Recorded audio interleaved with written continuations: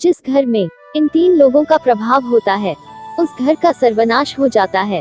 भक्तों, आप लोग शायद नहीं जानते होंगे कि किन लोगों के घर का विनाश जल्दी होता है, किन लोगों के घर में गरीबी जल्दी आ जाती है और किन लोगों के घर से माता लक्ष्मी रूठ कर चली जाती है। भगवान शिव ने माता पार्वती को बताया कि जिस घर में इन 3 लोगों का प्रभाव होता है उस घर का निश्चित ही सर्वनाश हो जाता है और ऐसे परिवार के लोग सदैव गरीबी के दलदल में फंसते चले जाते हैं। एक बार की बात है, भगवान शिव और माता पार्वती आकाश लोक में भ्रमण कर रहे थे।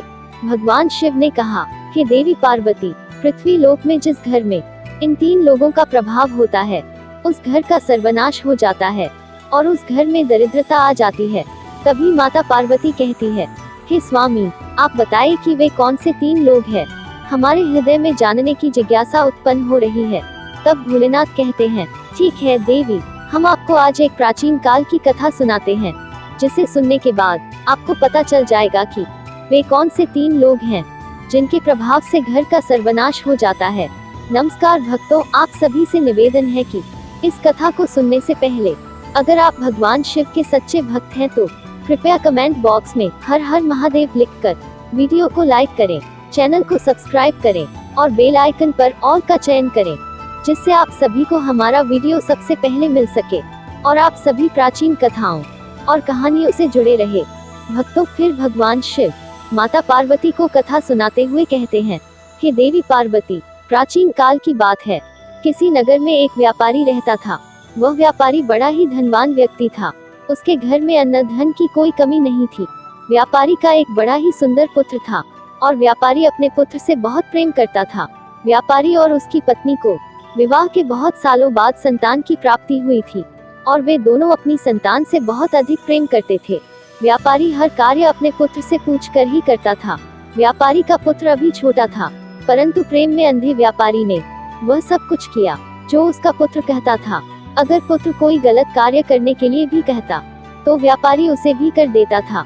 व्यापारी यह नहीं देखता था कि उसका पुत्र अभी छोटा है और उसे इतने बड़े निर्णय लेने की समझ नहीं है, परंतु पुत्र प्रेम में वह अंधा व्यापारी और उसकी पत्नी अपने पुत्र की हर बात को सर आंखों पर रखते थे। व्यापारी का पुत्र जो भी मांगता व्यापारी उसे लाकर दे देता था। भक्तों, फिर आगे भगवान शिव कथा को सुनाते हुए कहते हैं कि देवी, उस व्यापारी के घर के बाहर एक वृक्ष पर कई सालों से एक कबूतर रहता था। वह कबूतर उस व्यापारी के घर के बाहर कई सालों से रह रहा था और व्यापारी के घर को अच्छे से जानता था। व्यापारी भी उस कबूतर को जानता था और उसकी सेवा करता था, उसे दाना पानी खाने के लिए देता था। वह कबूतर यह देखकर बड़ा ही चिंतित रहता था कि व्यापारी अपने पुत्र की हर बात को मान लेता है और व्यापारी का पुत्र जिस भी चीज की जिद करता है व्यापारी उसे लाकर दे देता है।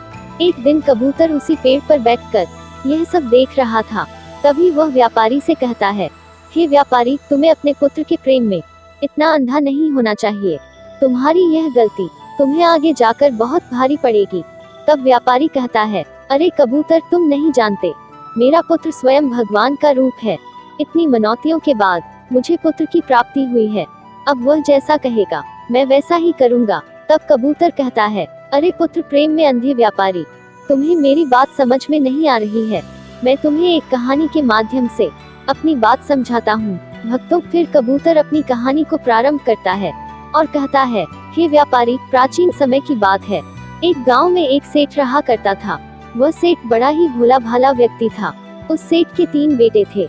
सेठ अपने तीनों बेटों के साथ घर में आराम से रहता था।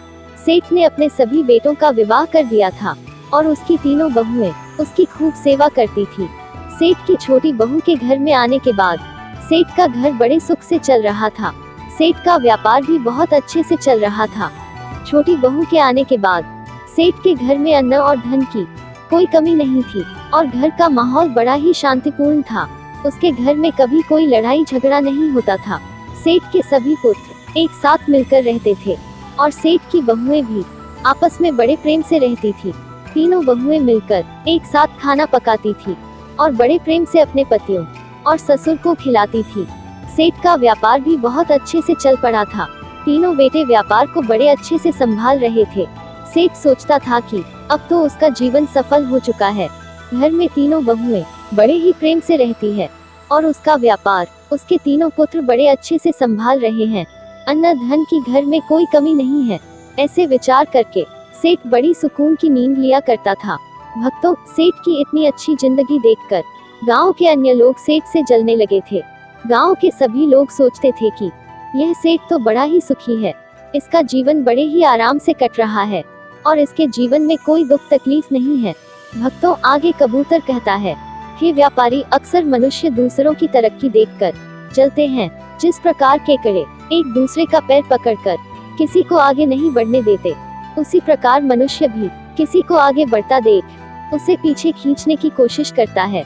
मनुष्य अपनी तरक्की से जितना खुश नहीं होता, उससे अधिक वह दूसरों की तरक्की देखकर दुखी हो जाता है। अब जब सेठ तरक्की कर रहा था तो गांव के सभी लोग उससे जलने लगे थे। कोई भी सेठ से सीधी मुंह बात नहीं करता था। सभी सोचते थे कि किस प्रकार सेठ का जीवन कष्ट से भर दिया जाए और उसकी खुशियों को दुख में बदल दिया जाए। भक्तों, यही सोचकर गांव के कुछ लोग सेठ के कुल पुरोहित के पास जाते हैं और कहते हैं, अरे पुरोहित जी, आप यहाँ सुखी रोटी खा रहे हो और वहाँ आपका धनी सेठ बड़े आराम से पकवान खा रहा है, अपनी बहू के हाथों का स्वादिष्ट भोजन कर रहा है। तब पुरोहित जी कहते हैं, आप लोग क्या कहना चाहते हैं, मुझे बात समझ में नहीं आ रही है। तब गांव के लोग बताते हैं, पुरोहित जी, आपका जीवन तो आपके जजमान से ही चलता है, परंतु आपका जजमान तो बड़ा सुखी है, उसके जीवन में कोई कष्ट नहीं है। याद करिए, आपके इस जजमान ने आपको आखिरी बार अपने घर कब बुलाया था। अगर वह आपको अपने घर नहीं बुलाएगा और आपसे हवन पूजन नहीं करवाएगा तो भला आपकी रोजी रोटी कैसे चलेगी, आपका घर कैसे चलेगा। भक्तों, कुल पुरोहित को गांव वासियों की बात समझ में आ रही थी। वह भी सोच रहा था कि बात तो सही है, सेठ ने बहुत समय से मुझे अपने घर नहीं बुलाया है और उसका जीवन बड़े ही सुख से कट रहा है। इस प्रकार तो मेरे बीवी बच्चे भूखे मरने लगेंगे। कुल पुरोहित कहता है, अरे भाइयों, आपकी बात तो बिल्कुल सत्य है। सेठ तो बड़ा धनवान बन चुका है, उसका व्यापार भी बड़ी तेजी से आगे बढ़ रहा है। उसके तीनों पुत्र बड़ी मेहनत करते हैं और उसकी तीनों बहुएं मिलकर बड़े प्रेम से अपना जीवन व्यतीत कर रही है। उनके जीवन में किसी प्रकार का कोई कष्ट नहीं है। तब गांव के लोग कहते हैं, पुरोहित जी, अगर आप अपना घर चलाना चाहते हैं और सुख से जीवन जीना चाहते हैं तो आपको कुछ ऐसा करना पड़ेगा जिससे आपके जजमान सेठ के जीवन में कुछ कष्ट आए, उसके घर में लड़ाई झगड़ा हो, तभी वह आपको हवन पूजन के लिए अपने घर में बुलाएगा और आपको धन मिलेगा। अगर ऐसा ही चलता रहा तो आप एक दिन गरीब हो जाएंगे और आपको भीख मांगनी पड़ेगी। इतना कहकर गांव के सभी लोग कुल पुरोहित के यहाँ से चले आते हैं। अब इधर वह कुल पुरोहित बड़ी चिंता में डूब जाता है और सोचता है कि अब मैं ऐसा क्या कर सकता हूँ जिससे सेठ के घर में लड़ाई झगड़ा होने लगे, उसका व्यापार बंद हो जाए, तभी वह मुझे हवन पूजन के लिए अपने घर में बुलाएगा। अब ऐसा सोचकर वह कुल पुरोहित एक साधु महाराज के पास जाता है और कहता है, हे स्वामी, मेरी सहायता करिए। मेरे गांव में मेरा जजमान है जो एक सेठ है। सेठ बड़ा ही सुखी जीवन जी रहा है, उसके जीवन में किसी प्रकार का कोई कष्ट नहीं है, परंतु जिस प्रकार चोरों का जीवन लापरवाह लोगों से चलता है, जिस प्रकार राजा का जीवन झगड़ा करने वालों से चलता है, उसी प्रकार पुरोहित और पंडितों का जीवन अपने जजमान से चलता है।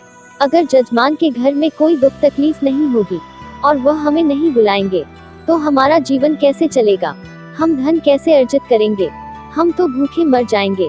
तब साधु महाराज कहते हैं, अरे पुरोहित जी, आप चिंता मत करिए, आप बताइए कि क्या तकलीफ है। तब पुरोहित कहता है, हे महाराज, मैं चाहता हूँ कि सेठ के जीवन में कुछ कष्ट आने लगे, उसके घर में लड़ाई झगड़ा होने लगे, उसके व्यापार में कुछ कमी आ जाए, तभी वह मुझे हवन पूजन के लिए अपने घर में निमंत्रण देगा। पुरोहित की बातें सुनने के बाद साधु महाराज कहते हैं, हे पुरोहित जी, आपका काम तो बड़ा ही छोटा सा है। मैं आपको अभी बताता हूँ कि सेठ के जीवन में इतनी सुख और समृद्धि का कारण क्या है। अब साधु महाराज अपनी दिव्य दृष्टि से आंखें बंद करके देखते हैं। कुछ देर बाद साधु महाराज आंखें खोलकर कहते हैं, पुरोहित जी, सेठ के आगे बढ़ने का कारण उसके घर में आई छोटी बहू है। सेठ की छोटी बहू साक्षात माता लक्ष्मी का रूप है। वह बड़ी ही संस्कारी और बुद्धिमान स्त्री है। जब से वह सेठ के घर आई है, तभी से सेठ के घर में सब कुछ अच्छा हो रहा है और उसका जीवन सुख से कट रहा है। ऐसी स्त्री जिस भी घर में रहती है वह घर खूब फलता फूलता है। तब पुरोहित कहता है, हे स्वामी जी, अगर ऐसा है तो इसका कोई रास्ता होगा जिससे सेठ के घर में लड़ाई झगड़ा होने लगे और उसका व्यापार ठंडा पड़ जाए। तब साधु महाराज कहते हैं, हे पुत्र, तुम चिंता मत करो, तुम्हें बस एक काम करना है। तुम सेठ के घर जाओ और उससे कहना कि सेठ जी, मुझे आपके खेत से एक हरा बांस दे दीजिए, और फिर तुम वह हरा बांस लेकर अपने घर लाकर रख लेना। जब तुम ऐसा करोगे तो कुछ दिनों में ही सेठ निर्धन हो जाएगा। उसके घर में लड़ाई झगड़ा होने लगेंगे, उसकी बहुएं आपस में झगड़ने लगेंगी और उसका जीवन कष्टों से भर जाएगा। तब वह तुम्हें हवन पूजन के लिए अवश्य बुलाएगा। भक्तों, साधु महाराज की बातें सुनने के बाद कुल पुरोहित साधु महाराज को धन्यवाद कहकर अपने घर चला जाता है। वह सोचता है कि अगले ही दिन मैं सेठ के घर जाऊंगा और उसके खेत से एक हरा बांस मांग लूंगा। जब अगला दिन आता है तो सुबह जल्दी उठकर कुल पुरोहित सेठ के घर पहुंच जाता है। सेठ के घर पहुंचने पर पुरोहित आवाज लगाता है। अंदर सेठ आराम कर रहा था। सेठ बाहर आकर देखता है तो वह अपने कुल पुरोहित का बहुत स्वागत करता है। सेठ पुरोहित का बहुत आदर सत्कार करता है और उसे अंदर बैठा लेता है। सेठ कहता है, बताइए पुरोहित जी, आज इतने दिनों बाद आपका हमारे घर कैसे आना हुआ? तब कुल पुरोहित कहता है, सेठ जी, मैं बस यहाँ से गुजर रहा था तो सोचा आपसे मिलते चलूं। अब पुरोहित अपनी मीठी मीठी बातों से सेठ को फंसा लेता है और कुछ देर बाद कहता है, सेठ जी, मुझे आपके खेत में से एक हरा बांस चाहिए, क्या आप मुझे दे सकते हैं? तब सेठ जी कहते हैं, अवश्य पुरोहित जी, आपने इतनी छोटी सी चीज मांगी है, हम अभी आपको लाकर देते हैं। सेठ जी अपने खेत में जाते हैं और एक बांस का टुकड़ा तोड़कर लेकर आते हैं। तभी सेठ जी की छोटी बहू अपने ससुर को आता हुआ देख भागी भागी आती है और कहती है, पिताजी, आप यह बांस का टुकड़ा क्यों लेकर आए हैं? तब सेठ बताता है, बेटी, पुरोहित जी हमारे घर आए हैं और वह चाहते हैं कि हम उन्हें अपने खेत में से एक हरा बांस का टुकड़ा ला कर दे, इसलिए उन्हें देने के लिए हम यह टुकड़ा लेकर आए हैं। तब वह छोटी बहू कहती है, पिताजी, आप यह बांस का टुकड़ा पुरोहित जी को अवश्य दे दीजिएगा, परंतु इससे पहले कुछ देर के लिए यह बांस का टुकड़ा मुझे दे दीजिए, मैं इसे थोड़ी देर में लाकर आपको दे दूंगी। फिर वह सेठ जी अपनी छोटी बहू को वह बांस देकर चला जाता है। इधर वह सेठ की छोटी बहू बांस में से कुछ हरे पत्ते तोड़कर अपने घर में बंधी हुई काली गाय को खिला देती है और इसके बाद वह बांस ले जाकर अपने ससुर को दे देती है। अब सेठ हरा बांस पुरोहित को दे देता है और कहता है, लीजिए पुरोहित जी, आपने हरा बांस मांगा था और यह रहा बांस, इसे आप ले जाइए। तब वह पुरोहित बड़ा ही खुश हो जाता है और सोचता है कि अब तो सेठ के घर की खुशियां मैंने ले ली है। पुरोहित अपने घर लौट जाता है और बांस का टुकड़ा रखकर सोचता है कि कुछ दिनों में सेठ मुझे याद करेगा, क्योंकि उसके घर में लड़ाई झगड़ा और गृह क्लेश होगा। तब मैं हवन पूजन करके अच्छे पैसे मांग लूंगा। ऐसे विचार करके वह कुल पुरोहित बड़ा ही प्रसन्न हो रहा था। अब पुरोहित इंतजार करने लगता है कि कब सेठ का बुलावा आएगा और मैं जाकर सेठ के घर में हवन पूजन करूंगा। भक्तों, परंतु इंतजार करते करते 1 महीना बीत जाता है, 2 महीने बीत जाते हैं और तीसरा महीना भी बीत जाता है। अब पुरोहित थक चुका था। एक दिन कुल पुरोहित दोबारा साधु महाराज की कुटिया में जाता है और कहता है, हे महाराज, आपके बताए अनुसार मैंने सेठ से उसके खेत में से हरा बांस मांग लिया था, परंतु 3 महीने बीत चुके हैं और अभी तक सेठ ने मुझे कोई बुलावा नहीं भेजा है। वह बड़े आराम और सुख से अपना जीवन व्यतीत कर रहा है। उसके घर में किसी प्रकार की कोई दुख तकलीफ नहीं है। तब साधु महाराज आंखें बंद करके अपनी दिव्य दृष्टि से देखते हैं और कहते हैं, अरे पुरोहित जी, मैंने आपको बताया था कि सेठ की छोटी बहू बड़ी चालाक और बुद्धिमान है। जब सेठ आपको वह हरा बांस दे रहा था, तब उसकी छोटी बहू ने उसमें से हरे पत्ते तोड़कर अपनी काली गाय को खिला दिए थे। इस कारण उसकी खुशियाँ और सुख समृद्धि उसके घर में ही रह गई। परंतु आप चिंता मत करिए, आपकी सहायता मैं करूँगा। फिर साधु महाराज आगे कहते हैं, पुरोहित जी, अब आपको सेठ के घर जाना है और उससे उसकी काली गाय मांगकर अपने घर लाना है। जैसे ही आप उसकी काली गाय को अपने घर लाकर रखेंगे, कुछ दिनों में सेठ के घर में दुख तकलीफें आना शुरू हो जाएगी और तब सेठ आपको निमंत्रण अवश्य भेजेगा। अब वह कुल पुरोहित एक बार फिर प्रसन्न हो जाता है और साधु महाराज को धन्यवाद कहकर अपने घर के लिए निकल पड़ता है। घर पहुंचकर वह सोचता है कि कल सुबह होते ही मैं सेठ के घर जाऊंगा और उससे उसकी काली गाय मांग लूंगा। उसके बाद मैं देखूंगा कि सेठ कैसे इतना सुखी रहता है। अगले दिन सुबह उठकर वह कुल पुरोहित स्नान करके सबसे पहले सेठ के घर पहुंच जाता है। सेठ अपने घर का दरवाजा खोलता है और देखता है कि कुल पुरोहित आया हुआ है। सेठ उसे अंदर ले जाता है और स्वादिष्ट भोजन कराता है। इसके बाद सेठ पूछता है, बताइए पुरोहित जी, आज आपका कैसे आना हुआ? कुल पुरोहित कहता है, सेठ जी मैं बड़ी ही दुख तकलीफ में हूँ। दरअसल मेरे घर पर जो गाय है उसने दूध देना बंद कर दिया है और मेरे बच्चों को दूध नहीं मिल रहा है। कई दिनों से मेरे बच्चों ने दूध नहीं पिया है, इसीलिए मैं आपसे सहायता लेने आया हूँ। अगर आप मुझे अपनी काली गाय दे देंगे तो आपकी बड़ी कृपा होगी। पुरोहित की ऐसी दुख भरी बातें सुनकर सेठ सोचता है, चलो कोई बात नहीं, यह हमारे कुल पुरोहित है, अगर हम इनका भला करते हैं तो यह पुण्य का काम होगा। ऐसा सोचकर सेठ कहता है, पुरोहित जी आप चिंता ना करें, हम आपको अपनी काली गाय दे देंगे। इतना कहकर सेठ गाय को लेने के लिए अपने घर के आंगन में जाता है और गाय को लेकर पुरोहित को देने के लिए चल देता है। तभी सेठ की छोटी बहू आकर सेठ को रोक लेती है और कहती है, पिताजी आप इस गाय को लेकर कहाँ जा रहे हैं? सेठ बताता है, बेटी हमारे कुल पुरोहित आए हैं और उनकी गाय दूध नहीं दे रही है, इसलिए वह हमारी काली गाय लेना चाहते हैं। मैं यह गाय उन्हें देने के लिए जा रहा हूँ। तब सेठ की छोटी बहू कहती है, पिताजी आप कुछ देर ठहरे, मैं अभी आती हूँ। फिर वह अंदर जाती है और एक सफेद रंग की चादर लेकर आती है। वह उस चादर से काली गाय के आंसू पोंछती है और चादर को अंदर रख देती है। फिर वह कहती है, पिताजी अब आप जाइए और इस गाय को पुरोहित जी को दे दीजिए। इसके बाद सेठ काली गाय को लेकर पुरोहित जी के पास जाता है और कहता है, लीजिए पुरोहित जी, यह रही आपकी काली गाय, इसे ले जाइए और अपने बच्चों को दूध पिलाइए। गाय को देखकर पुरोहित बड़ा ही प्रसन्न हो जाता है और उसे लेकर तुरंत अपने घर के लिए निकल पड़ता है।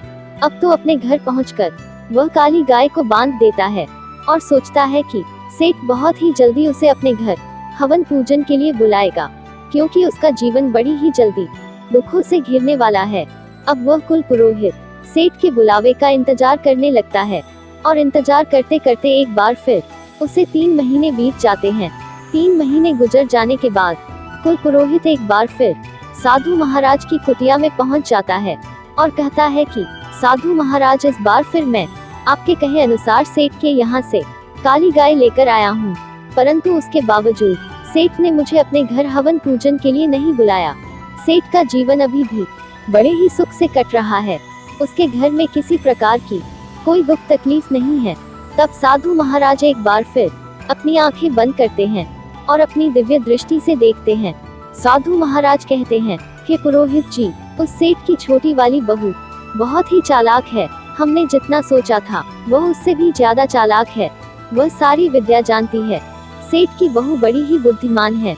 जब आप सेठ से काली गाय मांगने गए थे तब उसने अपनी सफेद चादर से गाय के आंसू पोंछकर अपने पास रख लिए थे, जिसके कारण सुख समृद्धि उसके घर में ही रह गई।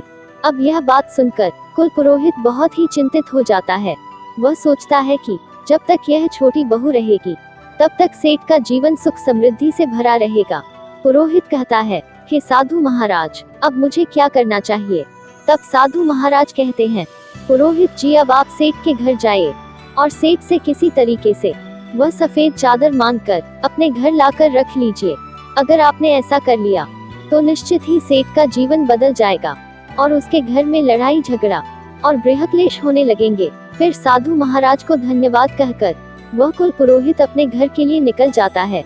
घर पर जाकर वह कुल पुरोहित निर्णय करता है कि कल सुबह होते ही वह एक बार फिर सेठ के घर जाएगा और जाकर किसी तरीके से सफेद चादर मांग कर लेकर आएगा।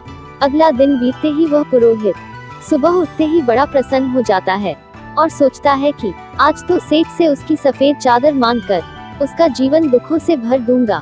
अब कुल पुरोहित सेठ के घर जाता है और जाकर सेठ से कहता है, सेठ जी, मेरी पत्नी हर दिन मंदिर में कीर्तन और भजन करने के लिए जाती है, परंतु मंदिर में बैठने के लिए उसके पास कोई अच्छी चादर नहीं है।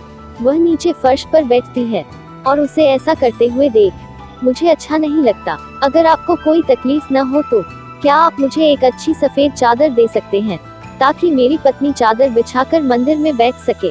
कुल पुरोहित की ऐसी बातें सुनकर सेठ कहता है, अरे पुरोहित जी, आप चिंता न करें, हमारे घर में एक बहुत ही अच्छी सफेद चादर रखी है, रुकिए, हम अभी अपनी बहू से कहकर आपको दे देते हैं। अब सेठ जी अपनी छोटी बहू को बुलाते हैं और कहते हैं, बहू, हमारे घर में जो सफेद चादर है वह लाकर पुरोहित जी को दे दो। अपने पिताजी की बातें सुनकर वह छोटी बहू अंदर जाती है और वही सफेद चादर निकालती है जिससे उसने गाय के आंसू पोंछे थे। वह उस चादर को निकालकर उसका एक धागा तोड़कर अपने मुंह में भर लेती है और उसे खा लेती है। चादर का धागा खाने के बाद वह छोटी बहू चादर लाकर पुरोहित जी को दे देती है।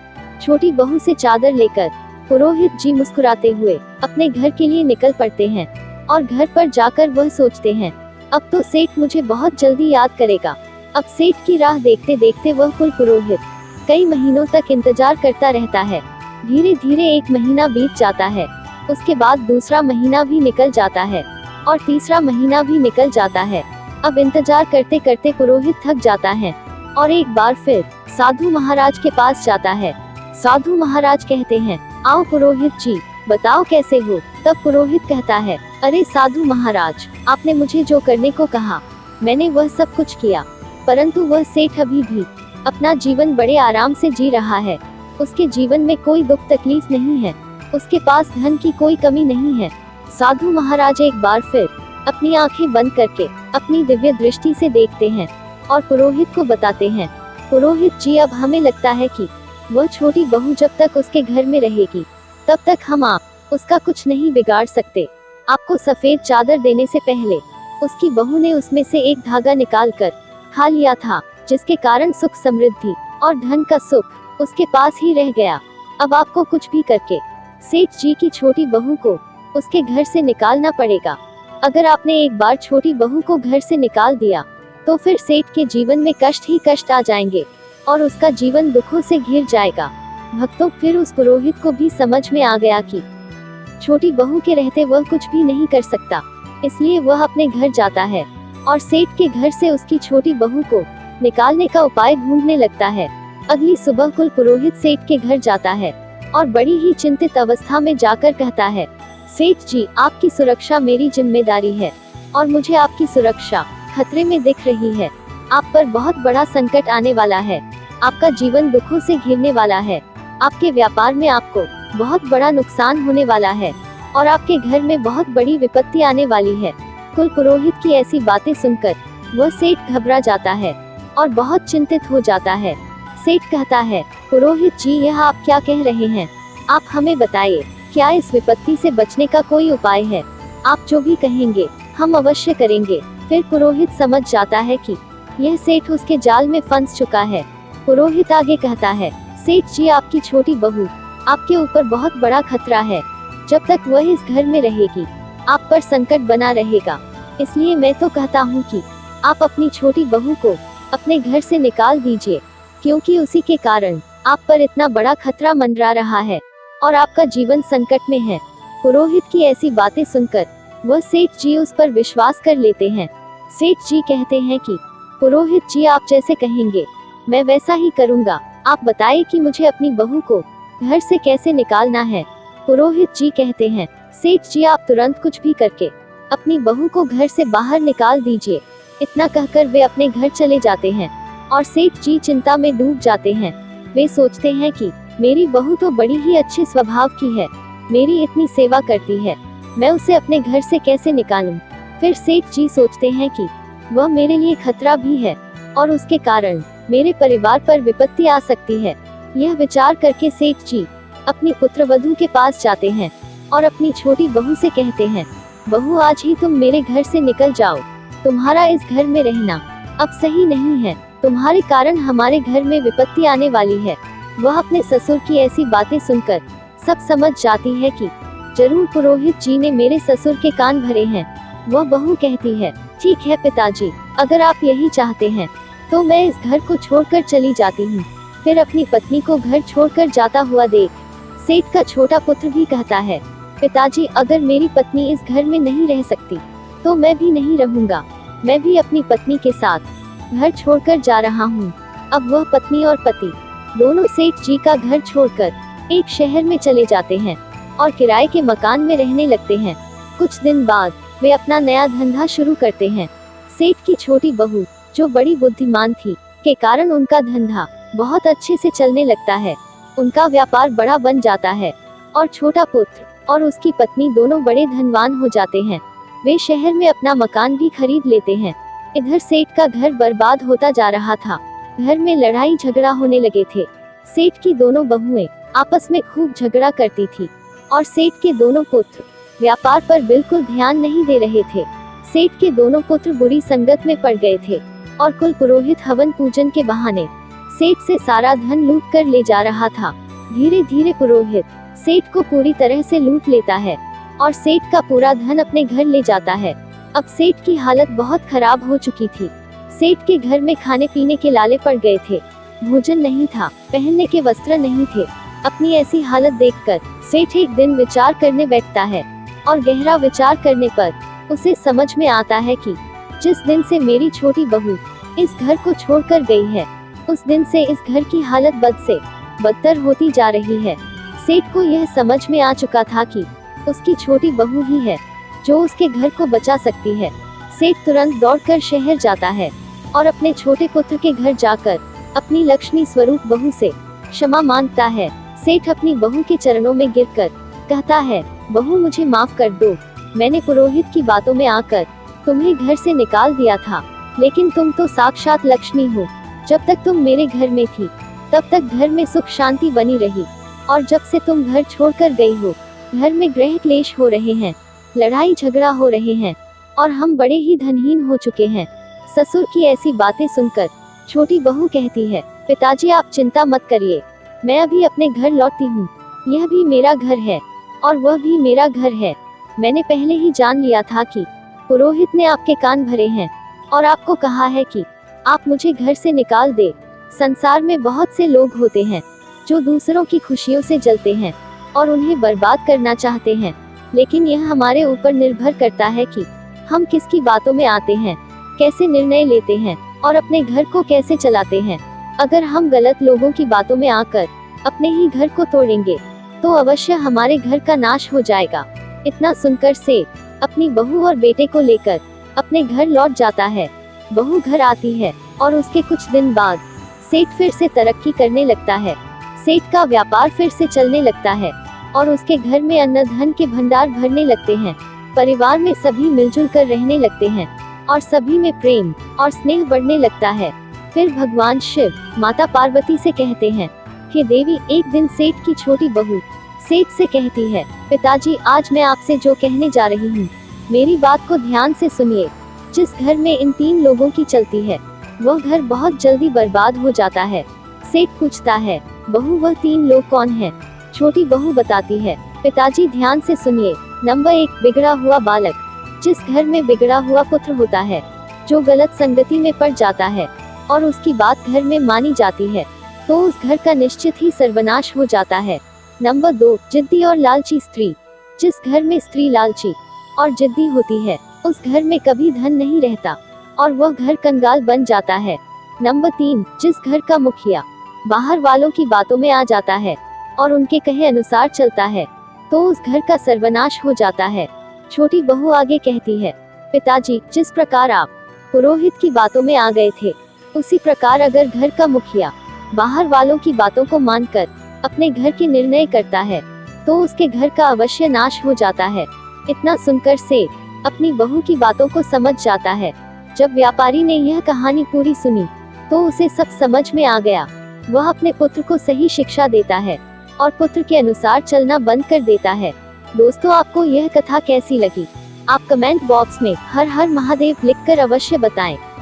साथ ही वीडियो को लाइक और शेयर करें। यदि आप हमारे चैनल पर नए हैं तो हमारे चैनल को सब्सक्राइब जरूर करें। धन्यवाद दोस्तों।